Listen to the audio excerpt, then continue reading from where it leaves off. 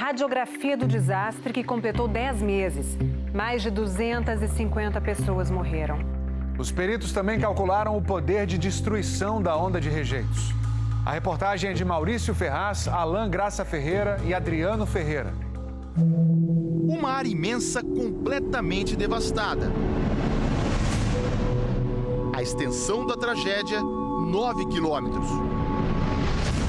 Nós estamos bem no ponto onde ficava a barragem B1, no topo dela. Esses são trechos dos taludes que não se romperam.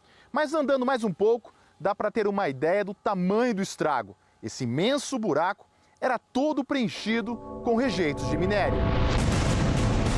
14 vítimas ainda não foram encontradas. Hoje o bombeiro não tem como operar nas buscas se não for com maquinário pesado.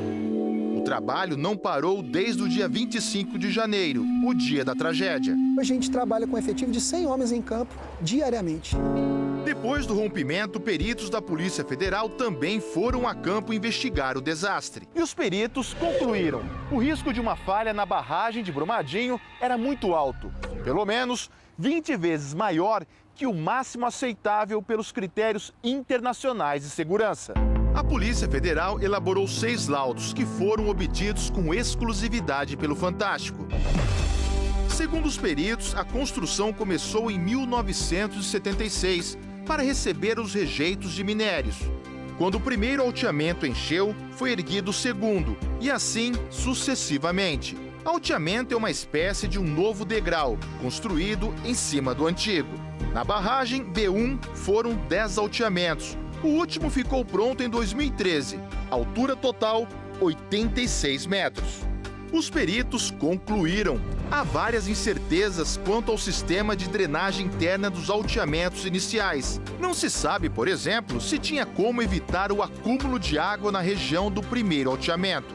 A Vale, dona da mineração, contratava empresas de consultoria para avaliar o risco de rompimento. Em 2015, um relatório indicou uma estimativa de perda de 243 vidas humanas, em um cenário de ruptura sem aviso prévio. Em julho de 2018, outra empresa testou a possibilidade de 214 mortes, nas mesmas condições. Os peritos afirmam: os riscos de 243 ou de 214 mortes são inaceitáveis, de acordo com critérios internacionais. A Vale deveria suspender a operação da barragem. Você teria que acionar o plano de ação de emergência e retirar as pessoas. A Polícia Federal também analisou o relatório da empresa Tuvisud, que atestou a estabilidade da barragem em setembro do ano passado. Foi a Vale que contratou a empresa. As autoridades levam em conta esse atestado de estabilidade para liberar o funcionamento das barragens. A Tuvisud analisou a B1 em 7 sessões. São essas linhas que vão do ponto mais alto ao mais baixo da obra. A seção EE foi considerada a mais crítica, com o fator de segurança mais baixo de toda a barragem, 1,09, ou seja, com maior risco de rompimento. A conclusão dos peritos: a B1 não poderia ser considerada estável. O motivo: o fator de segurança tinha que ser pelo menos 1,3, que é estipulado pela Associação Brasileira de Normas Técnicas nesses casos. A questão é que a norma técnica tem uma brecha. Diz que o fator de segurança pode ser estabelecido pelo projetista, com base nas boas práticas de engenharia. A Tuvisud até apresentou uma justificativa para embasar suas conclusões, mas a Polícia Federal diz que a informação era tecnicamente inverídica e que o atestado de estabilidade foi forjado. Nesse caso, por crime de uso de documento falso, 6 funcionários da Tuvisud e 7 da Vale foram indiciados. Algumas dessas pessoas, elas cometeram esse crime por 3 vezes. Então, esse crime pode chegar até 15 anos. Procurada pelo Fantástico, a Tuvisud disse apenas que está oferecendo total cooperação às autoridades na apuração dos fatos. Analisando as imagens, os peritos descobriram que esses 4 pontos foram os primeiros a se romper. Relembrando, a seção EE era onde havia mais chance de ruptura, e a dúvida se a região do primeiro alteamento tinha sistema de drenagem. Os 4 pontos iniciais do rompimento surgiram nessa região, e 2 deles estavam justamente na seção EE.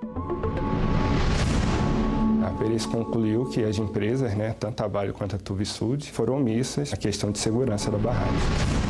A avalanche de lama e rejeitos chegou a uma altura de 50 metros e a 106 km por hora. Essa semana, nossa equipe entrou na área da Vale que foi destruída. O refeitório ficava bem aqui. Toda a estrutura foi arrastada. A nosso pedido, a perícia considerou duas situações hipotéticas para mostrar a dimensão do vazamento de 10 milhões de metros cúbicos da barragem.